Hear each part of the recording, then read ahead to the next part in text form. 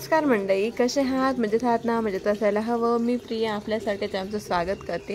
Good morning सगळ्यांना. आणि आता मी मंदिरातनं आलेली आहे. वाजलेले आहेत 6:30.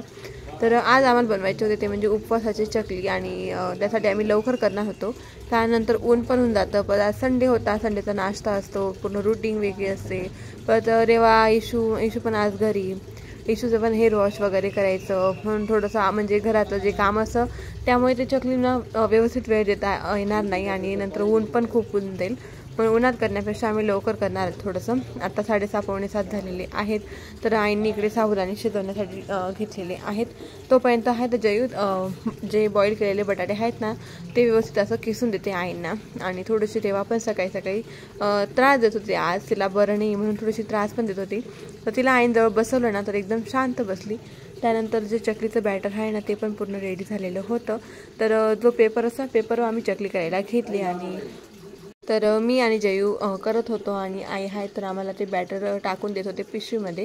तर इकडे कॅरी बॅग वगैरे घेतलेल्या आहेत आम्ही आणि त्याला नॉर्मल कट केलेला आहे आणि खूप छान झाले.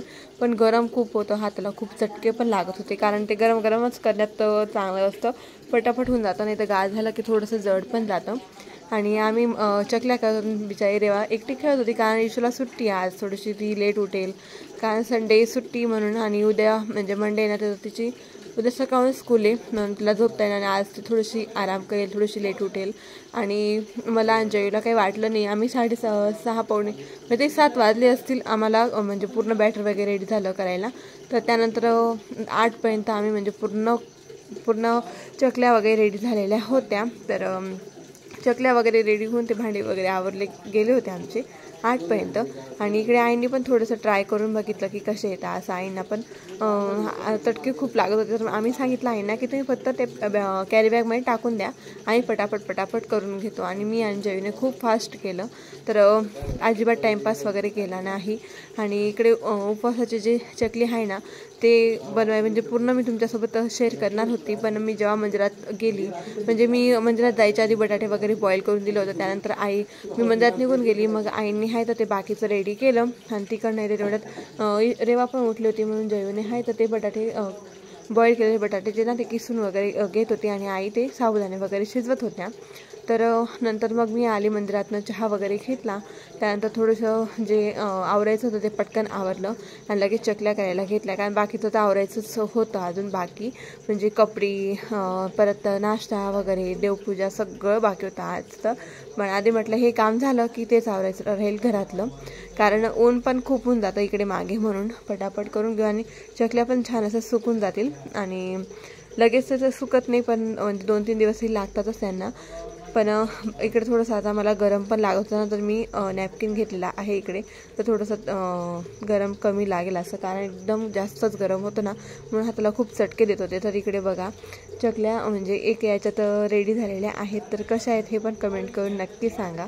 तर म्हणजे खूप छान आले आम्ही पण एन्जॉय केलं कारण मी जयू आई आमच्या तिघांच्या गप्पा, परत ते काम, परत मध्ये मध्ये रेवा. तर म्हणजे आम्ही काम करतो ना तर एन्जॉय करतो थोडंसं म्हणून आम्हाला बोर वगैरे काही होत नाही किंवा असं वाटत नाही की खूप वेळ झाला, असं काहीच नाही. तर इकडे बघा पूर्ण चकल्या रेडी झालेल्या आहेत.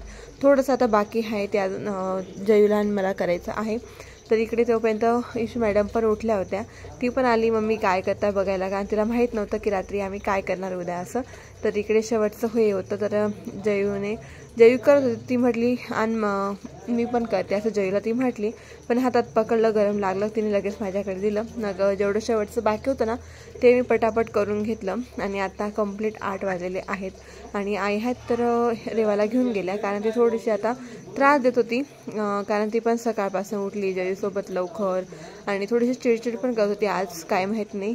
तर आज संडे होता तर संडे स्पेशल इशूचा स्पेशल म्हणजे इशूचा फेवरेट नाश्ता बनवला आज होतं इडली डोसे, परत डोस्यांसोबत बटाट्याची चटणी, इडलीसोबत खोबऱ्याची चटणी.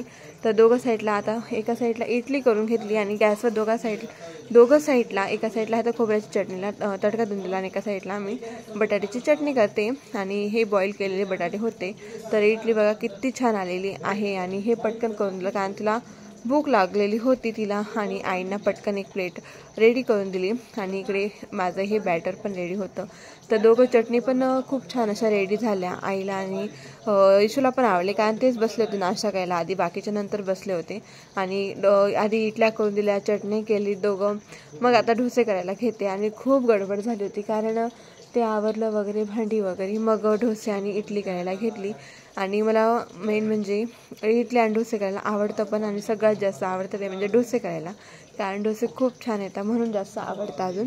तर इकडे दुसऱ्यांदा मी प्लेट ठेवल्या होत्या इकडे इडलीच्या, त्या पण रेडी झालेल्या आहेत. आणि इशू आहे तर इशू हॉलमध्ये बसली होती, तर तिला मी हॉलमध्ये डोसा द्यायला जाते. तिच्या इडल्या वगैरे खाऊन झालेल्या होत्या आणि मॅडमांचं आज मस्त हेअर वॉश वगैरे पण करून झालेलं होतं. तर आज लवकर रेडी झाली होती ती आणि मी आणि जयू नाश्ता करायला बसलो. त्यानंतर रेवाची पण लवकर आंघोळ केलेली होती आणि एवढ्यात आम्ही नाश्ता वगैरे केला आणि थोडंसं आवरलं तेवढ्यात. तर मग काय मॅडम उठल्या पण, तर तिची तयारी वगैरे करून दिली आणि तिला इकडे खिडकीत जर म्हणजे असं खिडकीत जर उभं केलं ना तिला, तर तिला खूप आवडतं बाहेरची गंमत वगैरे बघायला. आणि त्यानंतर दोघं बहिणींची मस्ती सुरू झाली, ती म्हणजे रेवाची आणि इशूची थोडीशी भांडण पण होत होती कारण रेवा आहे तर इशूचे केस वगैरे ओढत होती.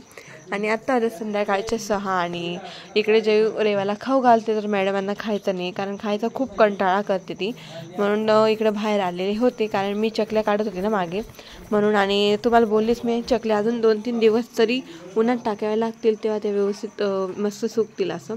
पण खूप छान आलेल्या आहेत चकल्या आणि म्हणजे मीठ वगैरे सगळं एकदम ओके आहे. आणि काही जण मिरच्या म्हणजे आम्ही लाल चटणी टाकलेली आहे, काही जण हिरव्या मिरच्या पण टाकतात, पण आम्हाला हिरव्या मिरचीच्या चकल्या आवडत नाही म्हणून आम्ही लाल चटणी, जिरं आणि मीठ टाकलेलं आहे चकलींमध्ये. आणि खूप छान अशा वाळल्या गेल्या होत्या त्या आज. तर त्यानंतर आईंनी पण मला थोडीशी हेल्प केली. तर असा होता माझा हा आजचा ब्लॉग आवडला असेल तर लाईक, शेअर, सबस्क्राईब करायला विसरू नका. बाय.